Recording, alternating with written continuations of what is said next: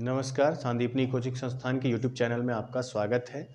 पिछले वीडियो में हमने देखा था किरण आरेखों को कैसे खींचते हैं। अब उन किरण आरेखों को हम अवतल दर्पण में कैसे उतारेंगे और कैसे कैसे उसका प्रतिबिंब बनेगा, इसके बारे में जानेंगे। फिर इसके बाद हम देखेंगे कि अवतल दर्पण का उपयोग कहाँ कहाँ होता है और क्यों होता है। आप ये तो जानते हैं कि अवतल दर्पण का उपयोग कहाँ कहाँ होता है, आपने ये पढ़ा, लेकिन क्यों होता है इसके बारे में भी हम चर्चा करेंगे आगे की वीडियोज़ में। तो बने रहिए हमारे साथ। देखते हैं आज, जब वस्तु अनंत पर रखी हो। अनंत का मतलब क्या हुआ? इन्फिनिटी मीन्स बहुत ही ज्यादा दूरी पर। जैसे कि हो गया सूर्य, चंद्रमा, ये सब हमारी पृथ्वी से बहुत ही लाखों किलोमीटर दूर है, तो हम कह सकते हैं कि यह हमारे लिए अनंत कहलाएगी। तो अनंत, जैसा कि ये हमने छोटा सा एक सूर्य बनाया यहाँ पे, तो सूर्य से आती हुई किरणें समांतर हैं किसके? इस अवतल दर्पण के मुख्य अक्ष के, means parallel to the principal axis of this concave mirror. तो अगर समांतर किरणें आ रही हैं, पैरेलल इंसिडेंट रे आ रही हैं, तो यह टकराने के बाद फोकस पर मिलती हैं।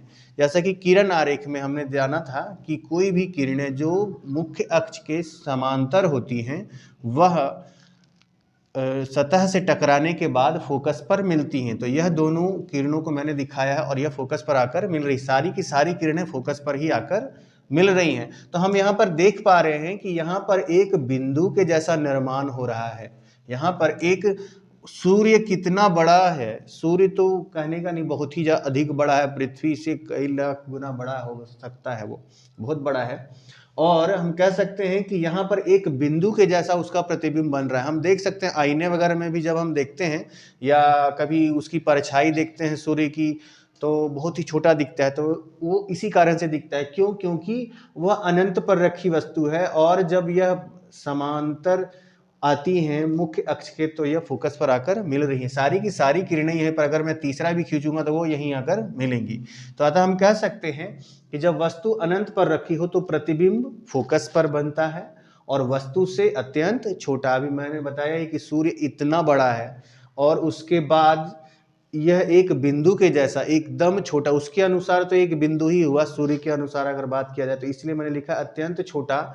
या फिर आप यह भी ब्रैकेट में लिख सकते हैं, लगभग बिंदु के आकार का, लगभग बिंदु यानी कि केवल डॉट के जैसा। और वास्तविक एवं उल्टा, वास्तविक प्रतिबिंब आपने पढ़ा ही होगा कि जो पर्दे पर उतारा जा सके, जिसे हम पर्दे पर देख सकें, वो हमारा वास्तविक प्रतिबिंब कहलाता है। और जो पर्दे पर नहीं उतारा जा सके उसे हम काल्पनिक प्रतिबिंब कहते हैं, यानी virtual image and real image. ठीक है, अगला है हमारा, जब वस्तु अनंत एवं वक्रता केंद्र पर रखी हो। तो जब वस्तु अनंत और वक्रता केंद्र हमारा C है, तो C और अनंत के बीच में यह बिंदु हमने लिया है, एक वस्तु AB, उसको बीच में यहाँ पर रखा है। अब अगर इस वस्तु से मुख्य अक्ष के समांतर कोई किरण जा रही है तो वह सतह से टकराने के बाद फोकस से होकर गुजरेगी, और दूसरी किरण को हमने लिया है जो केंद्र से होकर गुजर रही है। Means one ray is incident ray that comes parallel to the principal axis, and after reflection it passes through focus, and another incident ray passes through the center and returns back to its original path। जैसा कि हमने videos में देखा है, पिछले की videos में, तो यह केंद्र से होकर गुजर रही है और उसी दिशा में वापस लौट जा रही है। तो जिस बिंदु पर यह दोनों किरणें मिलेंगी, वहां प्रिंसिपल एक्सिस से जो दूरी पर ये किरणें मिलेंगी वही वस्तु का प्रतिबिंब होगा। जैसा कि हम देख सकते हैं यहाँ पर वस्तु AB है और इसका प्रतिबिंब A' B' बन रहा है, जो कि वस्तु से छोटा बन रहा है। तो हम कह सकते हैं कि यहाँ पर वस्तु का प्रतिबिंब बन रहा है, जो मीन्स जो इमेज बन रहा है ऑब्जेक्ट का, वह फोकस एवं वक्रता केंद्र पर के बीच, सॉरी यहाँ पर लिख दिया है, के बीच,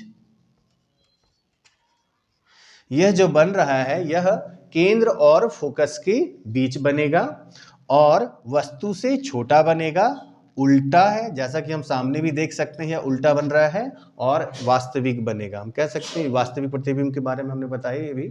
ठीक है, तो जैसे कि जो पर्दे पर उतारा जा सके वह वास्तविक हो गया, और जो पर्दे पर उतारा ना जा सके उसे हम आभासी कह सकते हैं या काल्पनिक कह सकते हैं। ठीक है, आभासी प्रतिबिंब। तो यहाँ पे अवतल दर्पण में जनरली आभासी प्रतिबिंब केवल एक केस में बनता है, आगे हम जानेंगे जब फोकस और ध्रुव के बीच होता है तब आभासी प्रतिबिंब बनता है, नहीं तो 5 केसेस में हमारा वास्तविक प्रतिबिंब ही बनता है।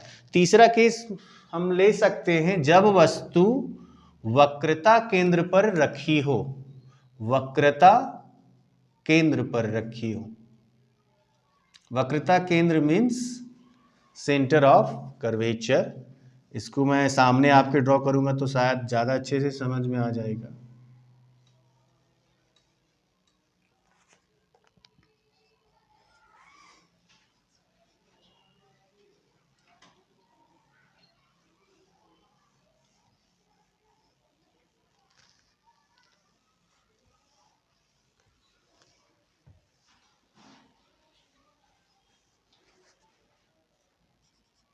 यह हमारा तीसरा केस है जहां पर वस्तु केंद्र पर रखी होगी, वस्तु केंद्र पर रखी है और जब यह मुख्य अक्ष के समांतर कोई आपतित किरण जा रही है तो यह टकराने के बाद फोकस से होकर गुजरती है। ठीक है, और हम जानते हैं कि कोई किरण जो फोकस से होकर गुजरेगी वह टकराने के बाद मुख्य अक्ष के समांतर हो जाएगी। तो हम कह सकते हैं कि यह प्रतिबिंब बना वस्तु का, और यह कैसा बना है, उल्टा बना है और वस्तु के आकार का ही बना है और केंद्र पर ही बना है। हम लिख सकते हैं प्रतिबिंब केंद्र पर वस्तु के आकार के बराबर, वस्तु के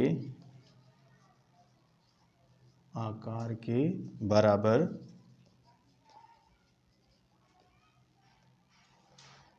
उल्टा एवं वास्तविक। ठीक है, जैसा कि हमने पहले ही सीखा है कि जब कोई आपतित किरण मुख्य अक्ष के समांतर जाती मींस इंसिडेंट रे जब किसी प्रिंसिपल एक्सिस के पैरेलल जाती है तो वह टकराने के बाद फोकस से होकर गुजरेगी, यानी कि फोकस से होकर जाएगी, और जब कोई किरण जो फोकस से होकर जाएगी वह मुख्य अक्ष के समांतर हो जाएगी मींस प्रिंसिपल एक्सिस के पैरेलल हो जाती है। तो इसलिए यहाँ पर जिस बिंदु पर यह दोनों मिलती हैं वह कहलाती है हमारी प्रतिबिंब। जैसे यहाँ पर हमारा उल्टा प्रतिबिंब बन रहा है, वास्तविक है एवं वस्तु के बराबर है और केंद्र पर ही बन रहा है। तो 3 और बचा है, अगर और तीनों एक साथ करेंगे तो वीडियो बहुत ज़्यादा लंबा हो जाएगा, तो आगे का 3 हम लोग अगली वीडियो में करेंगे, जहाँ पर हम देखेंगे कि जब वस्तु अभी हमने केंद्र पर लाया है, फिर यहाँ पर लाएंगे केंद्र और फोकस के बीच में, और उसके बाद फिर हम देखेंगे फोकस पे रख के, और उसके बाद फोकस और पोल के बीच मीन्स फोकस और ध्रुव के बीच का। तो ये तीनों हम अगली वीडियो में देखेंगे। वीडियो देखने के लिए आपका बहुत बहुत धन्यवाद। हमारे साथ जुड़े रहें और हमारे चैनल को सब्सक्राइब करें और शेयर करें।